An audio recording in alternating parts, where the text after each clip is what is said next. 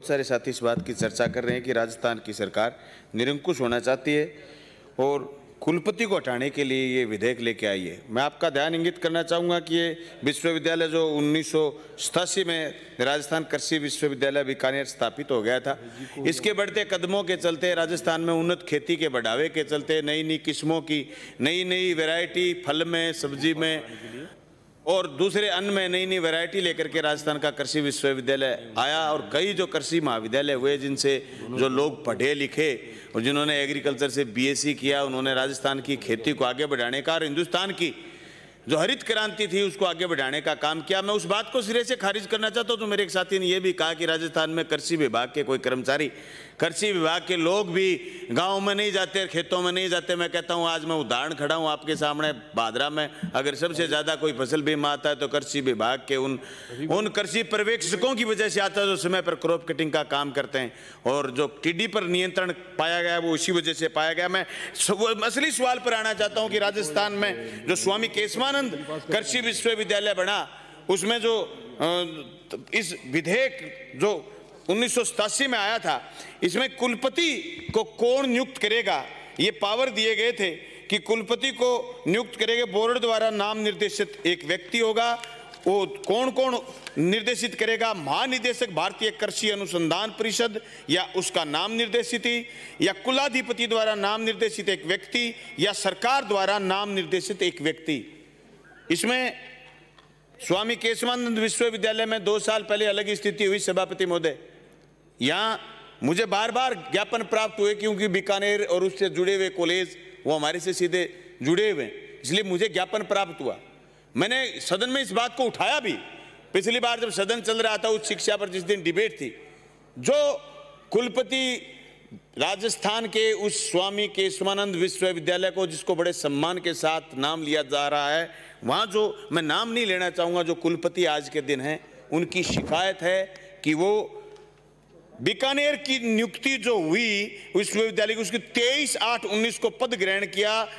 Doctor RP Singh उनकी नियुक्ति नियमों को ताक पर रख करके हुई, क्योंकि महोदय अपने सेवा काल में 2 वर्षों के लिए जो बीएल जोशी कुलाधिपति राजभवन उत्तर प्रदेश द्वारा निलंबित किए हुए थे।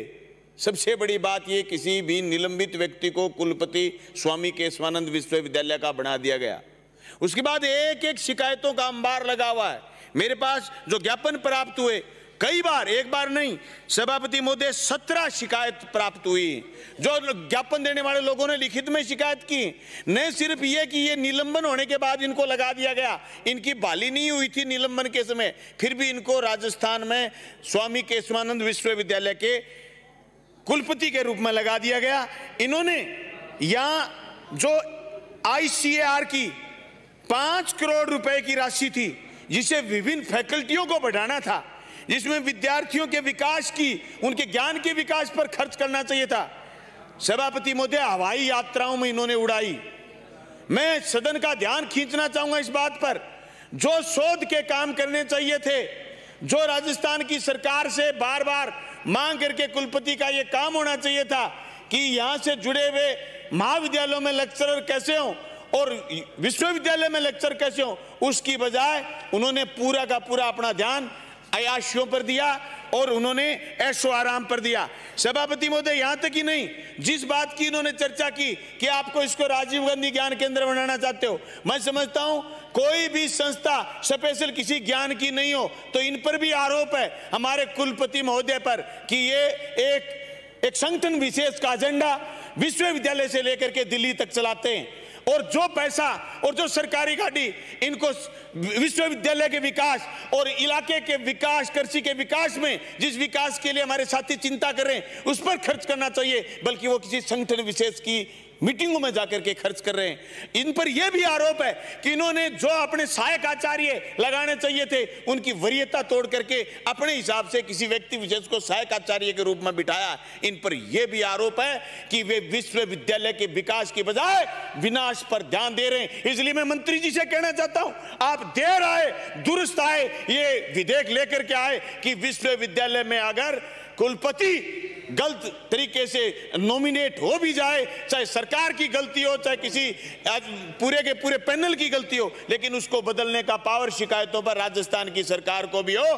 जो सरकार जनता के द्वारा चुने हुए जनप्रतिनिधि द्वारा बनाई जाती है, अगर वो सरकार 2 साल तक किसी कुलपति को नहीं हटा पाए तो मैं समझता हूं उस सरकार को जनता के सामने जवाब देने में बहुत जोर आता है। इसलिए मैं मेरा जनमत जानने का जो प्रस्ताव लेकर के आया था ये वापस लेता हूं और कहता हूं कि तुरंत प्रभाव से इस बिल को पास किया जाए और ऐसे कुलपति को तुरंत प्रभाव से वहां से हटाया जाए जिस पर सैकड़ों शिकायतें। धन्यवाद।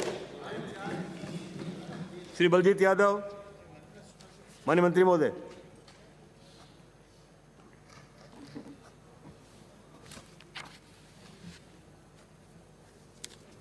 सभापति महोदय,